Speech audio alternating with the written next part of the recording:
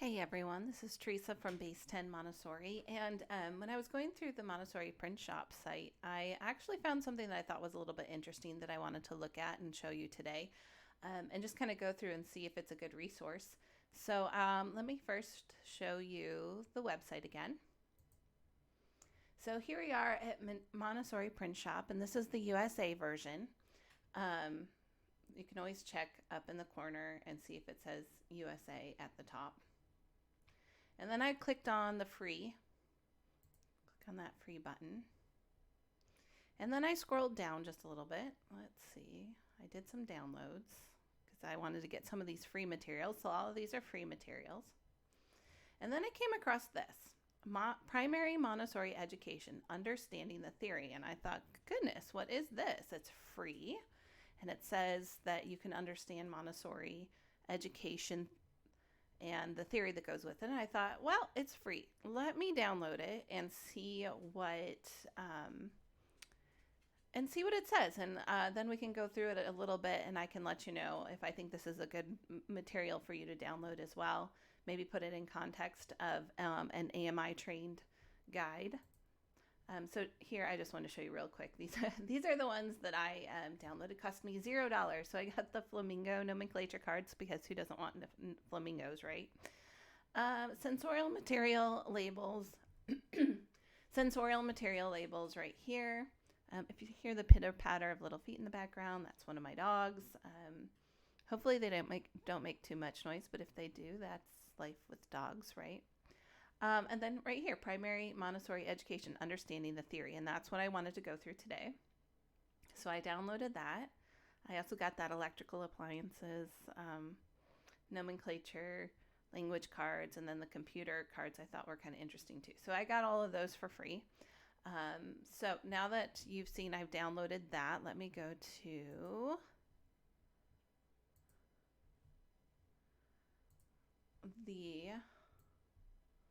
this little pamphlet they put out, this booklet. So here it is, Primary Montessori Education, Understanding the Theory. It does not claim to be AMI or AMS. It doesn't actually claim to be anything. It just says Understanding the Theory. So let's see if they've gotten the theory correct. So here's the contents. What is Montessori? Fundamental rules. The general principles of a Montessori environment. Areas in a primary Montessori classroom. And so right here, this one is kind of interesting, the way that they put that together. In AMI training, we have 5 albums. We have Practical Life, Sensorial, Language, Math, and then the next one is Theory. And I think, and anyone who is AMS trained out there can correct me, I believe that AMS has a different set of albums, and one of them is culture or geography or something like that. I'm not 100% sure. So any AMS teachers out there, you want to comment below and let me know what your albums are. That would be great. So we don't have this culture album. So culture, when we're talking about culture and geography, it really gets put into language and practical life. They're not a separate category because culture is built into how we display things in practical life, what types of things we do in practical life, the materials we use. And of course, language is a big part of where culture comes in. And then of course, sensorial is where we have our maps. That's where we have our puzzle maps because we're not teaching geography really directly. In AMI, we would say we're giving a sensorial impression of geography. Just like in language, we don't teach grammar. We're giving a sensorial impression of grammar. And that's kind of how the language that AMI uses, and that's how we define a lot of those things. So that right there might lean more towards AMS than AMI. Then there's a section on the Absorbent Mind, which is, of course, the foundation for all that is Montessori. Kind of starts from that concept of the absorbent mind. So circle time in the Montessori classroom. I'm really interested to see what they have to say on that because honestly, it's not something we really covered in our AMI training. I don't really feel the need to do circle time in my Montessori classroom. It's not something I actually try to do because large group sessions are not something that I'm overly interested in doing in Montessori, which is interesting because I'm early childhood trained. So before Montessori, everything was group circle time. That's how I did everything, right? Circle time, circle time, circle time. When I got to Montessori and I started learning about how the environment is far more flexible than that, how there are better ways to manage your classroom than having a large circle time. There are different ways to do transitions than having a big gathering of children stop at the same time and do stuff. You tend to get away from that circle time concept. Extension lessons, goals of a primary Montessori program, human tendencies. Oh, I'm interested to see what they have to say with human tendencies, materialized abstractions. That really starts getting into, I would suspect they're probably going to go into a lot of the mathematics on that. That tends to be where we cover materialized abstractions a lot. Normalization, observation, principles, ratio, sensitive periods, the materials, the silence game. Interesting. They have the silence game as a whole separate thing. That's really, I could probably go down a rabbit hole with the silence game. I'm going to try and make this video a little shorter, though. I'm trying not to make it too long. We'll see. We'll see if I can do that. Anyways, this free ebook is a collection of articles and tutorials that we have written and are available on our website. The goal of Montessori Printshop is to make our printable Montessori materials affordable and accessible to everyone. I've said they've done a pretty good job for what they can on that, regardless of their location or level of education.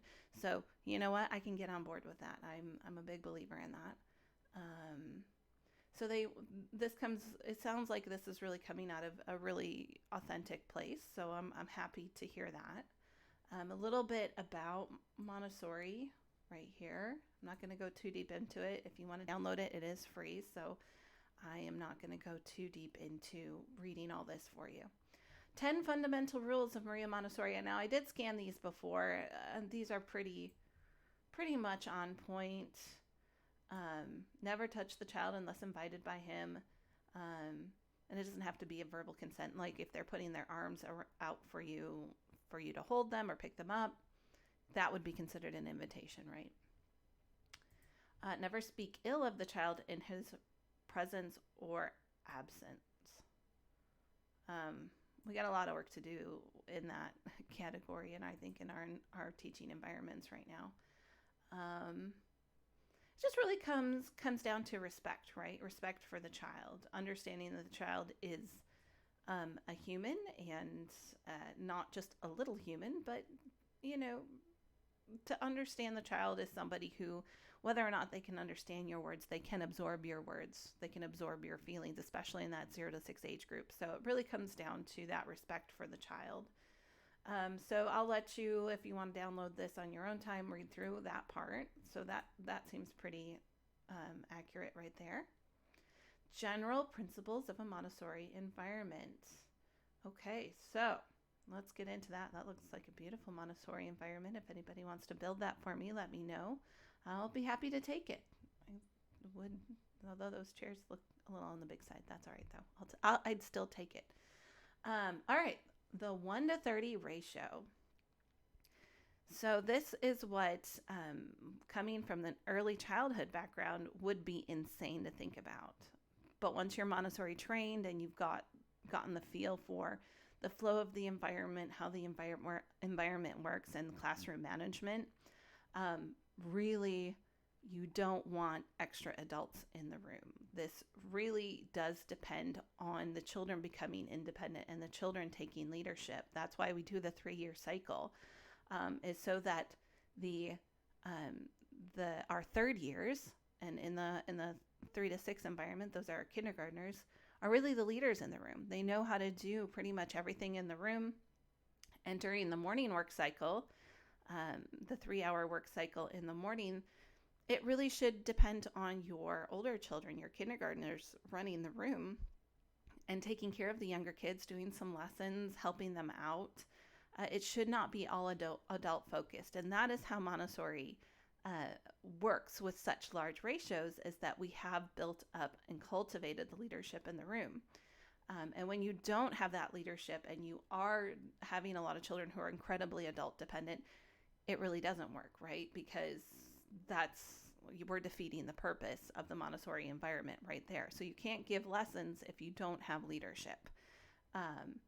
That's how this works. It's that that is what this depends on. So 10 first years, 10 second years, 10 third years, one trained directress, and an assistant. And part of being an assistant is sitting in a chair. Matter of fact, I'll tell you a little story I had when I was subbing. I was just first starting at my first Montessori school. I had the teacher tell me, "Go ahead, sit in that chair, and I'll tell you when you can be released." And I just sat in the chair, and she said, "Well, you should have just brought your knitting for today and had done something productive." It can be a little harsh depending on what directress you have, who you're working with. You might not really get out of the chair much at all, except for maybe to sanitize dishes or to clean the bathroom, something like that, right? Cleaning up some things that the children aren't able to clean up, like using the sanitizing machine is not something that the younger children can do. So that would be one thing that falls on the adults. So it's kind of a tough position to be in, to be the assistant. It's a very crucial position. And for those who feel like they're not doing much as an assistant, as a directress who's been an assistant, I would say they use the word directress. We tend to use the word guide, but whichever term you use, I would say observation, understanding the flow of the classroom, and just being able to watch the classroom as a whole. Behavior is a really important thing to watch out for. And so for me, I really liked having an assistant who is dedicated to the behavioral aspect of the room, understanding how to do observation, getting those observation charts out. That is something I would really be, as a guide or a directress, I'd be interested in having the assistant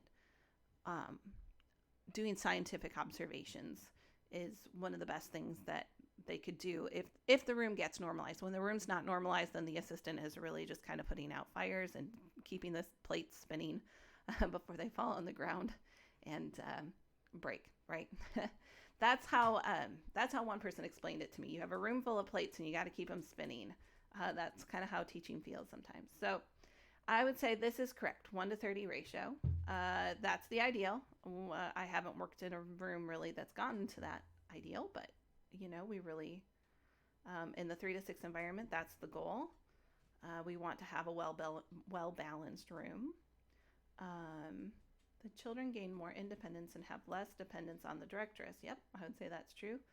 All new schools here in Ontario, Canada. There you go. Well, isn't that where Ontario? Isn't that where Mario Montessori's daughter had her training center? And I think that's where my trainer, Dr. Sylvia Dubovoy, got trained. So that would be a pretty good reference point, right? So they learn from each other, care for each other, and help eliminate the crutches that would occur if the children were all the same age. So that is why we do the 3-year cycle. The classroom is a prepared environment. Yes, we have to prepare it. The guide is in charge of making sure that the room is prepared, the materials are available, and the classroom is clean, tidy. And the children take part in that, right? But in the 3 to 6 age group, there's only so much that children are going to be able to do. We want them to do as much as possible, but of course, at the end of the day, everything is left on the adults' shoulders to clean up and prepare for the next day. So if you work really well at classroom management and understanding what children are capable of doing and hold them accountable to do those things, then it's it's not too big of a deal, right? You don't have too much to do at the end of the day. Lessons and presentations are given only when the child is ready. Well, yes, I would say that's true. Before a lesson is given, the child must have successfully completed any preparatory lessons. So, again, I wouldn't be giving pouring into 3 different glasses or 3 marked glasses before the child can handle pouring into one-to-one pouring back and forth, right? So we're not going to jump ahead, and I'm not going to have the child work on the decimal system if they can't get numbers 1 through 10 down, right? So that makes sense. The lessons are very purposeful, specifically catering to each stage of the child's development The children work according to their choice and capability, and no comparisons to children of equal age are made. Let's say that's true. The Montessori environment contains self-correcting materials. So I'm going to stop right there and say this gets back to the control of error. That is one big thing in AMI albums. Every lesson has a every lesson has a point where you list the control of error. How does the child know if they did the work correctly? We try to make the materials self-correcting in the Montessori classroom. Maria Montessori made a lot of self-correcting materials, and when the control of error isn't in the material itself, it's within the child, right? Meaning that we have faith in the child to eventually have the awareness to understand the concept that is happening in that material. And we're not going to rush them through that. We're just going to wait to see when they're able to notice the difference. Like, let's take, for example, the color box 3, sorting by gradation. So you have light pink all the way to dark pink. And a lot of the times children will mix up those orders. A lot of the times I don't expect them to get that perfect at first, but there is no correction for that material. There's no control of error to show the child if they've put the colors in the right order. We trust the child as they get older, as they developed that sense that they're going to figure it out, right? And well, I don't know if that was the best example because I still struggle with color box 3. I really have a hard time with putting things in a graded order when it comes to colors. So the child's self-esteem is protected since the adult does not have to do all the correcting. Self-esteem grows as the children discover they can do things the correct way by themselves. And if you want to know if that's true or not, if it sounds like you're not sure about that, think about what you appreciate as an adult. Do you like somebody coming along and correcting everything you do, or do you like to kind of play with things, kind of see how it works? Do you want somebody looking over your shoulder at everything you do and finding when you've made a mistake? Or do you like exploring? And if you're the type of person that likes to explore and you don't want somebody looking over your shoulder, children feel the same way. It's not that different. So I would absolutely say this is true. Number 5 is true. The amount of paper that goes home is not the emphasis and is in no way any indication of the work that the children have accomplished. Yeah, that's true in Montessori. Number 7, children freely choose work in the classroom, responding to internal needs and working individually for the most part. Individual work encourages independence. Now remember, this is the primary age group. This is the 3 to 6 age group. This is not elementary. Elementary is the second plane of development. That's different. That's a whole different philosophy going on right there. Individual work encourages independence. Once the child has been presented with a lesson, they are free to use it when they desire if it's not being used by another child. They're free to use it also if they can use it respectfully, right? And we're using that word work. We're not using play. Even though Montessori does have games, like we call the stamp game a game, right? However, it is our work, and we want to see the child working with the material. What does it mean to work? It means to have to do an activity that has a purpose, that develops a skill, right? And they're not just playing with it and being silly with it and not acquiring a skill. So that's the difference between work and play in this classroom. And a lot of times that freely choose a work, a lot of times teachers and parents will struggle with, they don't choose a work. I have children that do not choose a work, and so I have to give them choices. And that really goes to show, first of all, that maybe there's something going on in the classroom when children aren't freely choosing work. They're either too adult dependent, and this may not be the teacher's fault, right? This might not be the guide's fault. This may be the fact that at home the child is a very adult dependent for entertainment. And when they come into that Montessori classroom and they're expected to choose their own work, that can be a very difficult thing. So sometimes it's because either they're not getting the right lessons, the right amount of lessons, or the appropriate lessons in the classroom from the guide, or it could be that they are very adult dependent in their home life, so they don't get to they don't get that concept of choosing their work. So there can be a lot of different reasons why the child struggles to freely choose work after they've had lessons, and it isn't necessarily a reflection of the classroom itself. There could be more things going on there, but that is our goal, right? And trying to explain that to parents can be very challenging, especially these days when I think both parents are working, and when they're home, they really want to be, very involved with their children. Whereas if you're staying home all day long, you don't really have, there comes a point in time where you have to tell your children, like, listen, I need to get some stuff done. You need to focus on something here that you can do without bothering me, right? Setting those boundaries for children is really important. And I think it's really hard for parents who are working so much to set those boundaries because, they miss their kids at the end of the day. They want to spend time with them. So that balance is really, really difficult right now. I think a lot of parents are struggling with what's the right amount of attention, right?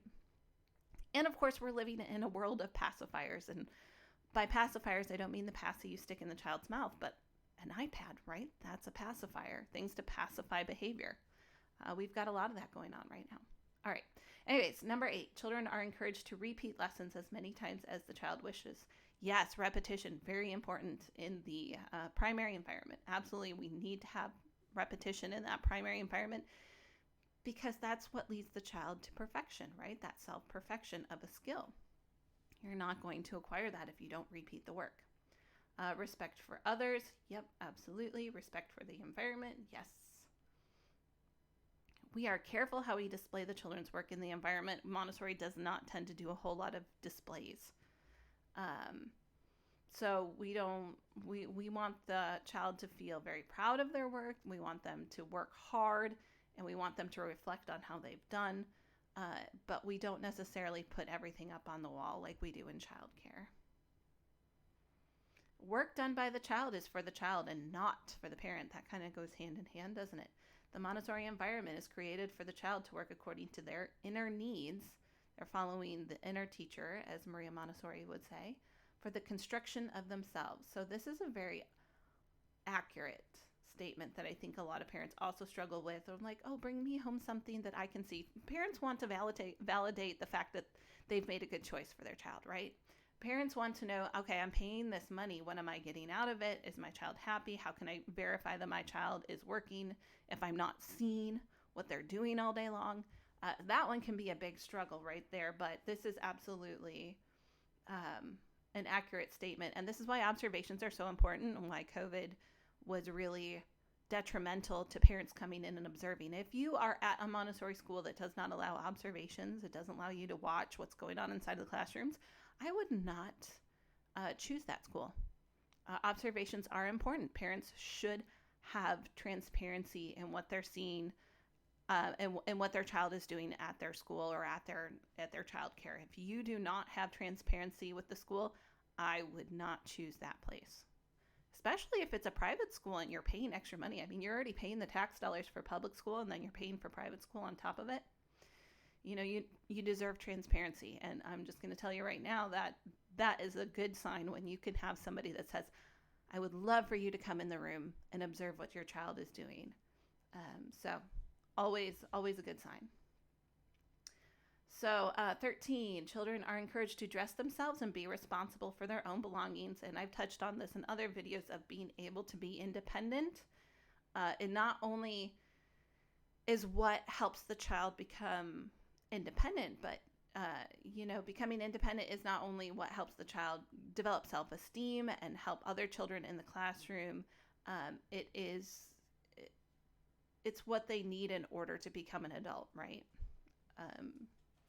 That we're helping them transition from childhood to adulthood very slowly over a period of 18 years, right? And so our goal is for them to grow up and become an adult in society.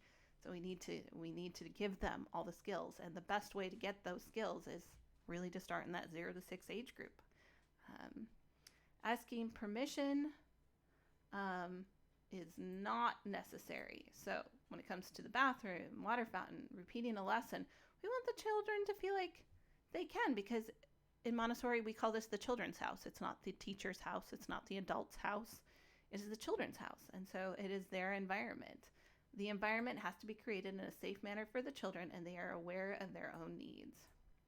Respect for the child, and we kind of covered that before. So, although the above principles are outlined using a school setting, they can be applied to homeschool setting as well. So, I'm not going to spend too much time because I know I'm going to be, there's a lot more to cover, and I don't want to spend a ton of time reading every little thing.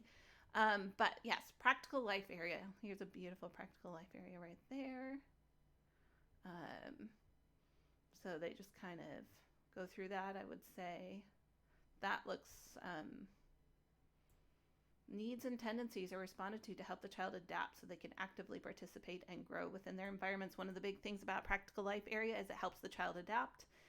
It does also help them with the refinement of movement. It is a place where we display culture and work on fine motor skills, the development of the hand, all that good stuff, which is really important.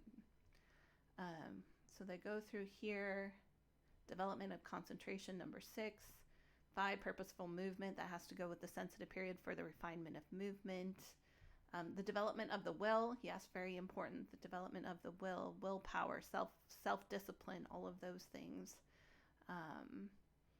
So I'd say this all looks really good. The importance of the Montessori practical life area. Let's see.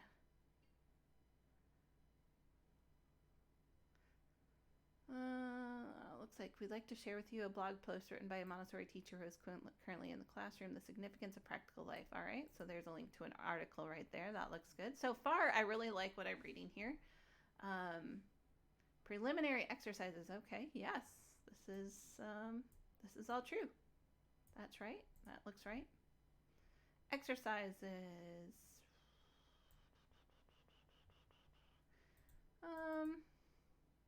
Yeah, that looks accurate enough to the AMI album.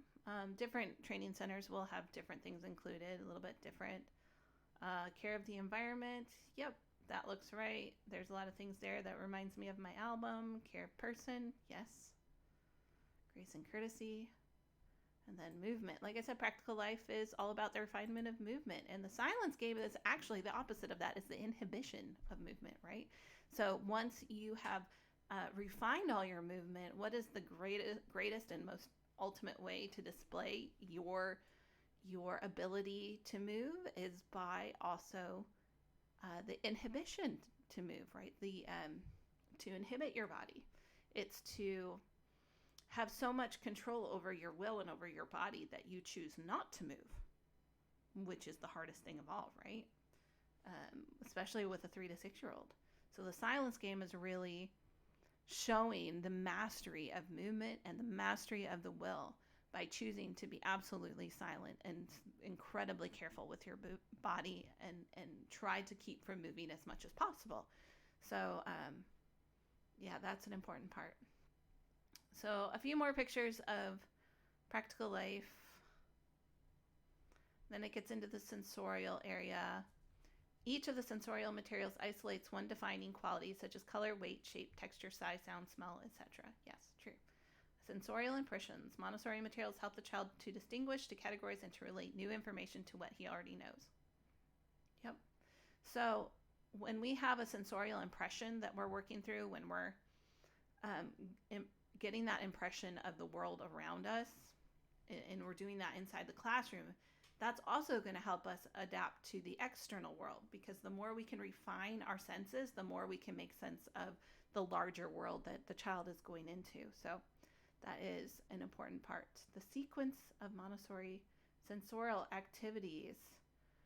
Before beginning, you must observe the child, know what kind of activities they are drawn to, what they shy away from. The order below is a guideline only, not a steadfast rule. And, you know, that's where we kind of get hung up in AMI. We do get hung up on order and rules, and sometimes too much, to the point where we're not seeing the child accurately. So everything needs to be somewhat flexible, but also respect the order that Maria Montessori put out, because it's logical. It makes sense. It has a reason to exist that way. So discrimination of size, discrimination of color, shape, the tactile sense, which I'm going to just tell you right now, the tactile sense and the baric sense and the thermic sense, all of those are my least favorite in the sensorial area. I don't like giving those lessons. Those are my least favorite. Every guide has their least favorites, and I'm just being honest. Also, tasting bottles and smelling bottles. I don't really like those either. So the auditory sense is pretty cool, though. Language, this is a pretty big area, so there's no way I'm going to be able to get into too much here, because that will go down a rabbit hole that will go on forever and ever and ever. So I'm just going to scroll down. Okay, self-expression, reading, singing, verbal stories, imagine stories, question games, oral compositions. These are all things that we want to do when the child comes in the room, right? Those are all things we want to have the child experience. And Montessori writing. So oh, look at this. Uh-oh. It's in print. That is something you wouldn't find in AMI classroom. We do cursive. We write in cursive. We read in print. Yes, very true. Montessori writing. This, the movable alphabet is the actual first official writing lesson in the Montessori classroom. However, we have our pre-writing activities that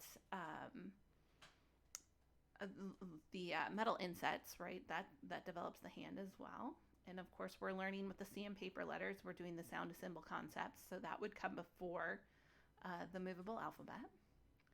So movable alphabet is not meant for reading.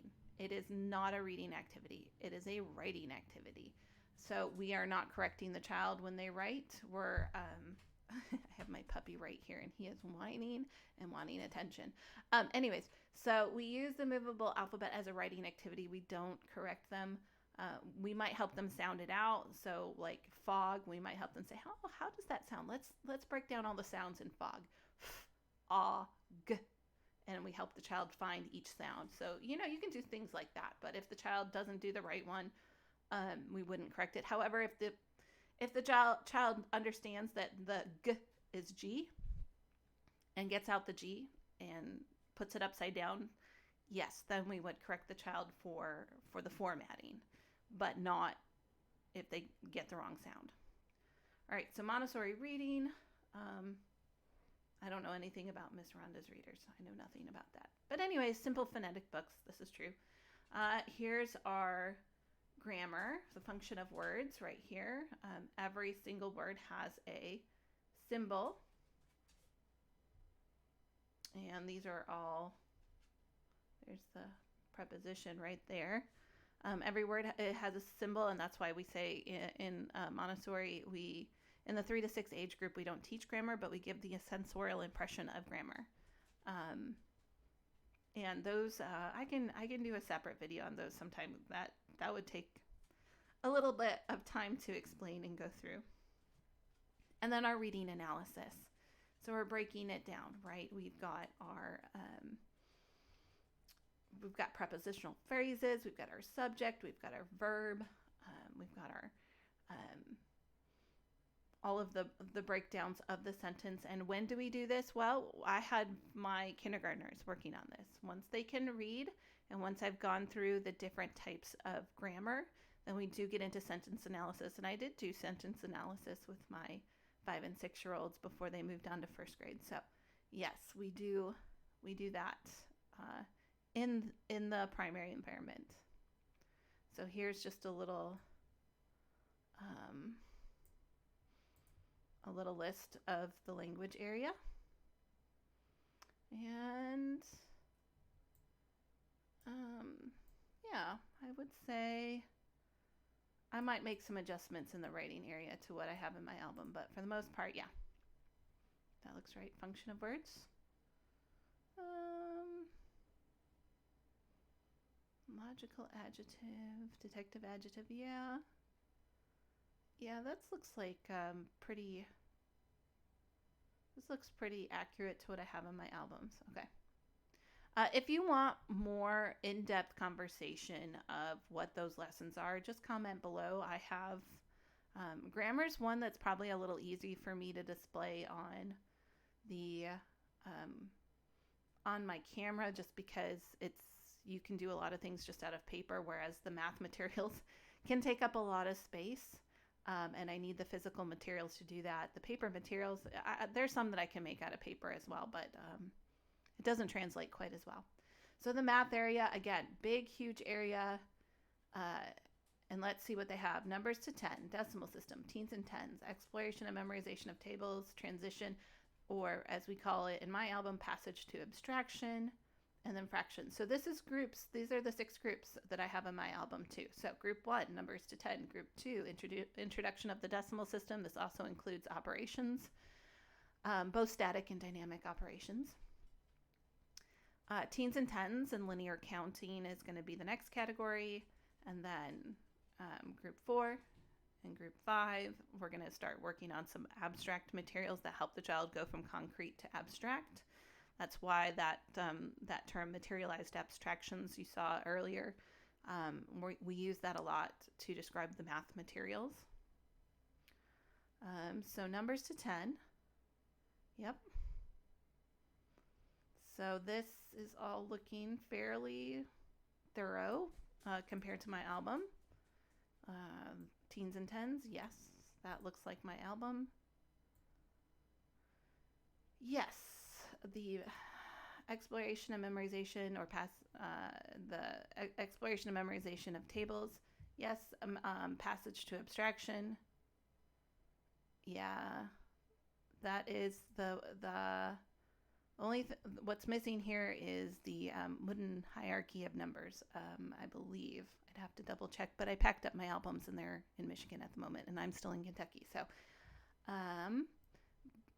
let's see, fractions. My fraction section, there's a lot that goes into that before you get to the operations. A lot of sensorial exploration of equivalencies and stuff like that. So that one's kind of a fun one to go into if you're interested in fractions. Leave a comment below and I can see if I can do some more of what it looks like to work with fractions in the Montessori classroom. And then culture. Like I said, culture isn't a separate album for AMI teachers. It is divided up into different sections in our albums. So we just kind of bring every part of who we are. And it looks like that's kind of what they're saying here. The culture curriculum will vary greatly from school to school, depending on the directress and her knowledge of the world and the desire to share it with the children. Yeah, that's a big part too, right? And that comes through geography, art, history, peace education, cultural studies. There are no, for people wondering, because we always talk about peace education in Montessori. There are no peace education lessons taught formally in Montessori. The peace aspect comes from understanding the theory, understanding who Montessori was and what her goals were and how she treated the child. So peace education is really just a deeper understanding of Montessori herself. It's not an actual curriculum that's written for our albums. Now, I don't know, maybe AMS has something different, different trainings. Maybe they have something, but in AMI, it's not a specific, here's your peace education. No, peace education comes from the fact that we understand the theory. We understand Maria Montessori, and we all have the same goal and desire to treat the child with respect. So here's a bunch on the Absorbent Mind. I'm not going to go into that right now. The book, The Absorbent Mind, it's kind of a tough read in some ways. And I've touched on the Absorbent Mind in a lot of my other videos. But that's probably a good summary right there. Circle time. To circle or not to circle? That is the question. Okay, so they're going to debate that, right? When is circle time? Well, it's going to tell you right now. It's not in the 3-hour work cycle. Some people do it. I do not. That would drive me. It drives me nuts when I see people doing a large group, stopping children from their work to do a group circle. Drives me absolutely crazy. That doesn't mean you can't sit down with children and read a book and do stuff. But you don't stop everyone from working to do that. You sit down, and if they gather, they gather. And if they don't, they don't, right? And that kind of alleviates that issue of demanding a child be at the circle, sit quietly, and listen to what you're doing. Well, if you don't put that type of expectation on, then you don't have to have that power struggle, right? So it looks like they're going to go through there. I'm not a fan of circle time. Now, with my older children in the afternoon, before they get into their afternoon work cycle, after lunch, after outside time, I do like to sit down and read a chapter book. And then at the end of the day, after they've done their afternoon work cycle, I usually do a cleanup time. However, ideally, I would love for the children to just notice when something needs to be cleaned up and taken care of and just go do it, right? Without assigning jobs. But and you can get there and you can do that, but don't expect that to happen in your first year as a teacher. Even if you are in the same classroom year after year, there are just some years where your classroom is not going to be normalized for one reason or another. Maybe it's COVID, maybe it's other things, but there are things you can't always control, and you have to work your way to it. So the circle time, the cleanup, and jobs, that can be a big discussion for another day. If anyone's interested in that, that would be something to comment on below. Extension lessons. They offer additional experiences. And we do have extensions in the AMI album, and they're very specific, and from what I've seen, they're very different from AMS. And one extension would be to, like, let's say matching at a distance with a material. If a child finds it really easy to match something together, the next step would to be match it at a distance. Like we have the bells, right? So matching sound. Okay, I can match sound really easily. It takes me just 2 minutes to match all the bells correctly. Okay, well now let's put the bells at a distance, right? And then another extension would be to put the bells at a distance, and then as you're trying to match the sound, stop and say hello to somebody in between matching sounds, so that you have to work even harder to remember that sound, to keep that sound in your mind. And then another extension would be to have a conversation, a short conversation with somebody. When you're matching at a distance with the bells, stop and have a conversation, and then try to find the matching sound. Like those would be extensions. And in my last video, well, not the coyote video, the video before that, I talked about how we don't really do those pattern cards for the sensorial area. That's not an extension that we do in AMI, because we want those concepts to come from the child. And so it gets, I don't want to get too much into it here because we're already on page 34 and I want to see how far this goes. Extension lessons for Montessori geography materials. All right, there's some geography. Yep. That looks right. That looks fine. Like we don't have map making as an official lesson in my lesson, but in my albums, but you know, that's fine. I have pin maps in my, I think I have that in my album still. They're not very popular, and I don't have access to them. It's not something most primary programs have. Goals of the Montessori primary program: introduce the children to the joy of learning. Joy of learning. That should be right there. That's important. Inner security and curiosity, self-confidence, develop initiative, concentration, persistence, positive attitudes, strong foundation for future growth, positive interaction, and compassion for others. Yeah, I'd say that's a pretty good start for goals. Human tendencies. Oh, I just feel like this is going to be too big of a topic. Orientation, order, exploration. You know what? Where was this when I was going through training and I was trying to get all the human tendencies? That would have been nice to have. I don't know if this perfectly lines up with my training. Like manipulation wasn't one of them. You know, that's the thing about human tendencies, and that's maybe one thing that I would like more clarity on. Going through, I don't feel like I had good clarity of, is there an agreement on what the human tendencies are? I know there is, like work, you know, that one's pretty consistent. Work. Exactness, yeah, I'd say that's in their repetition, yeah. The human tendencies are a tricky subject that I don't feel like there's a whole lot of agreed upon clarity, because I find that everybody has a different collection of what the tendencies are. And so I might table this for further discussion with somebody who might have a better concept of the human tendencies. So I'll wait on that one, but it looks like an all right read for understanding the basic concept of it. And then this goes just into describing what materialized abstractions are, which is it's a pretty important concept in Montessori. So material abstractions are concrete materials that convey the abstracted qualities from what has been perceived and named by humans. So just making an abstract idea concrete, tangible, right? That's the goal of the Montessori 3 to 6 environment, is to try to take these big abstract ideas and help the child to understand them, give them a way to concretely explore them and build that neural pathway in their brain, so that when they get to abstract thinking, because right now in the 3 to 6 age group, we know that, they need a lot of concrete. They're not abstract thinkers. And that gets back to my discussion on imagination. It's one of the first, or if not the first, one of the first videos I put out is the exploration of understanding imagination from a Montessori context. So if you look through my videos on there, on my page, you'll be able to find that video.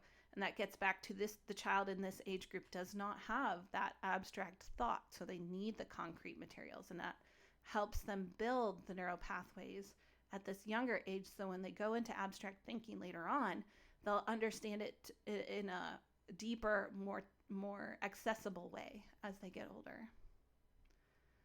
So look at that demonstration. I like it. That is correct. We do slide our fingers across the rod to show length. Normalization. We talk a lot about normalization in Montessori. Means the child who works and behaves without any obstacles, right? Without any thing hindering them, without any deviations, right? The happy child. That's what we're going for. Observation. The scientific and objective perspective. We want to be scientific in how we view the child as a guide. Try to eliminate any bias that we might have, any tendency to assume something. We want to put that aside and just see the child in context with what is happening, and then let that scientific experience be transformative, right? Don't automatically jump to assumptions is what I'm saying. So skills required to observe: sit silently and motionless. If you are a Montessori assistant, you probably have good training in this already. Examine ourselves. Do not require excessive speech and language. Yes. Record your observation. Allow for the possibility of change. I'd say that's really good advice right there. So I'd say that's a good read if you're looking for observation. A quick thing on observation principles. I don't know. I'm not going to go too much into that. The ratio, we kind of already touched on that. Sensitive periods. If you're interested more in sensitive periods, let's see. Children pass through sensitive periods for language, movement, order, writing, reading. That's those aren't. So the official sensitive periods are sensitive period for order. Order is how a child makes sense of their world, right? Because they're born into this world of intense chaos and craziness. How do they make sense of it? Putting things in order. That's why in the 0 to 6 age group, if you do something that's weird or different, your child may throw a temper tantrum just because it's different. That's because you're changing their sense of order, and that's really hard for a child in the 0 to 6 age group. They need order to help them make sense of their world, because they're just trying to adapt, right? They're just trying to learn what in the world this world is all about. Sensitive period for order, and then they have the refinement of movement, the refinement of the senses, and a sensitive period for language. So those are the 4 official sensitive periods. I don't know if this is the best.